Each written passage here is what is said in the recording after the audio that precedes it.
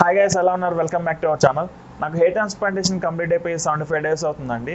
నాకైతే చూడండి, నార్మల్గా లైట్గా చిన్నగా గ్రోత్ అనేది కనపడుతుంది.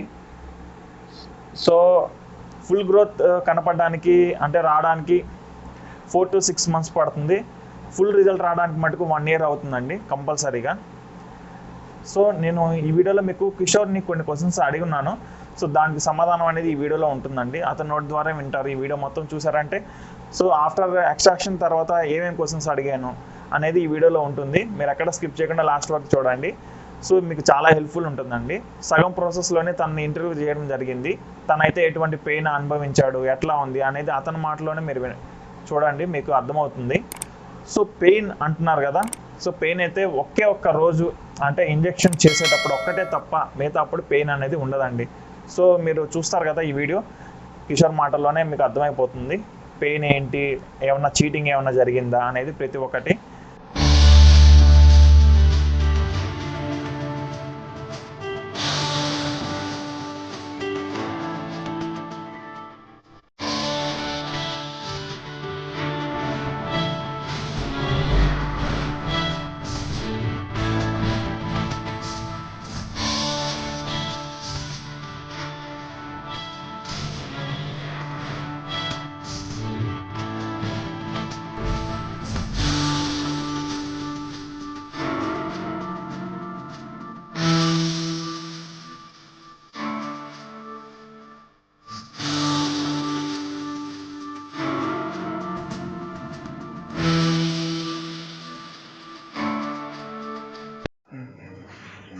ఇప్పుడైతే డోనర్ మన కిషోర్కి భయ్యాకి డోనర్ ఎక్స్ట్రాక్ట్ చేశారు, అంటే గ్రాఫ్ట్లు తీశారు. 3000+ గ్రాఫ్ట్లు తీశారు. పెయిన్ ఏమైనా ఉందా? ప్రజెంట్ అయితే పెయిన్ ఏం లేదు.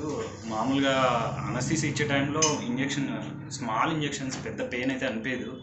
బట్ మనకు పెద్ద ఎఫెక్ట్ అయితే పడదు పెయిన్ అయితే. తర్వాత నార్మల్గా మనం ఎక్స్ట్రాక్షన్ చేసినప్పుడు అస్సలు నాకు కొద్ది కూడా పెయిన్ లేదు. సో ఇది సేఫ్ ప్రొసీజర్. ఇక్కడ ఏమన్నా మీకు గ్రాఫ్ట్లు మోసం చేస్తున్నారు? గ్రాఫ్ట్స్ అయితే మోసం అయితే లేదు. అందులో వీళ్ళు చేసే ప్రొసీజర్ ఏంటంటే సింగిల్ గ్రాఫ్ను డివైడ్ చేసి అండ్ డబుల్ గ్రాఫ్ను డివైడ్ చేసి పెడుతున్నారు. ఎందుకు సింగిల్ గ్రాఫ్ను డివైడ్ చేస్తున్నారంటే హెయిర్ లైన్కి, నాకు ఆల్రెడీ హెయిర్ లైన్ డ్యామేజ్ అయితే అయింది. బట్ వాళ్ళు ఎట్లా ఇంప్లాంట్ చేస్తారో అది కూడా చూడాలి. ఎందుకంటే మ్యాక్సిమం డైరెక్ట్ చేస్తే పెద్ద ప్రాబ్లం ఉండదు, కానీ మళ్ళీ కరెక్షన్ చేయాలంటే చాలా చాలా ఎఫెక్ట్, అంటే చాలా ఇబ్బంది. వాళ్ళు ఎట్లా చేస్తారో చూడాలి. అందుకనే హెయిర్ లైన్ కోసం సింగిల్ గ్రాఫ్ట్ ఏదైతే ఉందో, గ్రాఫ్ట్లో సింగిల్ ఫాలిక్యుల్ ఏదైతే ఉందో దాన్ని సపరేట్ చేస్తున్నారు అనమాట. అందుకు గ్రాఫ్ట్ అయితే మోసం అయితే జరుగుతలేదు. మధ్యలో కూడా వాళ్ళు క్యాలిక్యులేట్ చేస్తున్నారు ఎన్ని గ్రాఫ్స్ అయినాయి, మళ్ళీ తర్వాత ఎన్ని గ్రాఫ్స్ తీయాలి అని క్యాలిక్యులేట్ చేసి కరెక్ట్గా గ్రాఫ్ట్ని తీసేసుకొని నాకైతే 3050 అంటే 3050 గ్రాఫ్స్ అయితే తీసిండ్రు.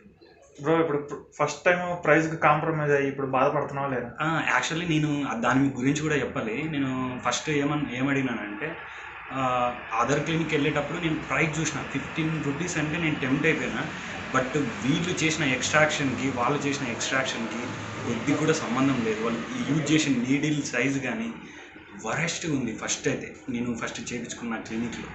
బట్ ఈ క్లినిక్లో మాత్రం అసలు మేడం అంటే డాక్టర్స్ వాళ్ళు కావచ్చు, ఎంత నీట్గా నాకు ఎక్స్ట్రాక్షన్ చేసినారంటే అసలు ఏ ప్లేస్లో ఏ నీడిల్ తీసుకోవాలి, ఎట్లా ఎక్స్ట్రాక్షన్ చేయాలి అనే విషయాన్ని కూడా క్లారిటీగా నాకు ఎక్స్ట్రాక్ట్ చేసినారు. అందులో నాది యాక్చువల్లీ పాత ఆల్రెడీ నాకు ఎక్స్ట్రాక్షన్ చేసి ట్రాన్స్ప్లాంటేషన్ చేసినారు కాబట్టి నాకు చాలా ఇబ్బంది అయిపోయింది గ్రాఫ్ట్లో. బట్ మేనేజ్ చేయడం కూడా చాలా బాగా మేనేజ్ చేసినారు. ఎక్కడైతే తీయాలో ఆ ప్లేస్లో మాత్రమే టచ్ చేసిండ్రు.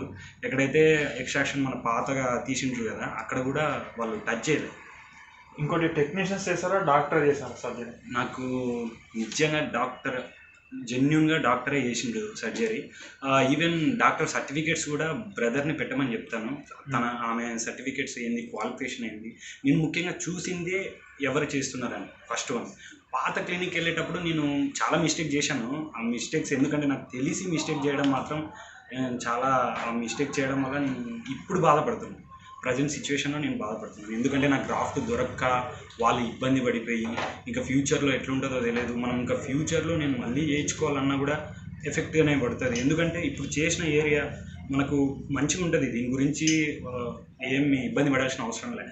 బట్ నాకు ఈ కార్నర్ ఏరియా మళ్ళీ ఒకవేళ చేయించుకోవాలనుకుంటే నాకు గ్రాఫ్ట్ పరంగా చాలా ఇబ్బంది అయితే అవుతుంది. కాబట్టి మీరు ఎవ్వరు కూడా అనవసరమైన క్లినిక్లకి 15 రూపీస్ అంటూ 10 రూపీస్ అంటూ వెళ్తే చాలా చాలా బాధపడాల్సి ఉంటుంది. మీకు దీనిల గురించి కూడా నేను సర్జరీ అయిపోయి ఇంటికి వెళ్ళిన తర్వాత ఎందుకు ఈ 10 రూపీస్ గ్రాఫ్ట్ ఏ విధంగా ఉంటుందో యాక్చువల్లీ నా వీడియోలో చూపిస్తాను. ఈ ఎట్లా ఉందో 10 రూపీస్ గ్రాఫ్ట్ తీసి వాళ్ళు ఇంప్లాంట్ చేసినప్పుడు అనదర్ అంటే కరెక్ట్ నీడిల్ కాకుండా డిఫరెంట్గా వాళ్ళు ఇంప్లాంట్ చేసినప్పుడు అండ్ ఫ్రంట్ హెయిర్ లైన్ కూడా గ్రాఫ్ట్ని ఇంప్లాంట్ చేసినప్పుడు అది హెయిర్ లైన్ కూడా పర్ఫెక్ట్గా ఉంటుంది. దాని గురించి కూడా మీకు క్లారిఫైగా నేను ఇంటికి వెళ్ళిన తర్వాత కంపారిజన్ చేసి మీకు చెప్తాను. కాబట్టి ఎవ్వరు కూడా కాస్ట్కి మాత్రం కాంప్రమైజ్ కాకండి. కాస్ట్ మాత్రం అస్సలు కాంప్రమైజ్ కాకండి. సో చూసారు కదండి ఈ వీడియో. కొన్ని క్వశ్చన్స్ నేను అడగడం జరిగింది కిషోర్ మాటల్లోనే మీరు సమాధానం విన్నారు. సో కిషోర్ అయితే ఫుల్ హ్యాపీగా ఉన్నాడు. సో చీటింగ్ జరగలేదన్నాడు, ఎక్స్ట్రాక్షన్ చేసేటప్పుడు పెయిన్ ఏం లేదన్నాడు, ఓన్లీ ఇంజెక్షన్ చేసేటప్పుడే పెయిన్ అన్నాడు. ప్రతి ఒక్కటి మీకు అతని మాటల్లోనే విన్నారు కదండి. సగం ప్రాసెస్లోనే నేను క్వశ్చన్స్ అడగడం జరిగింది. బ్రేక్ టైంలో నేను కొన్ని క్వశ్చన్స్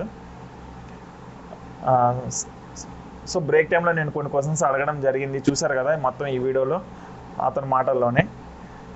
సో కాస్ట్ గురించి, సైడ్ ఎఫెక్ట్స్ గురించి, నేను ఎక్కడ చేయించుకున్నాను, క్లినిక్ నేమ్ గురించి ప్రతి ఒక్కటి డిస్క్రిప్షన్లో ప్రొవైడ్ చేస్తున్నాను అండి. ఒకసారి డిస్క్రిప్షన్లో చెక్ చేసుకోండి. నాతో ఎవరైనా మాట్లాడుకున్నా కూడా నా జీమెయిల్ ప్రొవైడ్ చేస్తున్నా, ఒకసారి డిస్క్రిప్షన్లో చెక్ చేసుకోండి.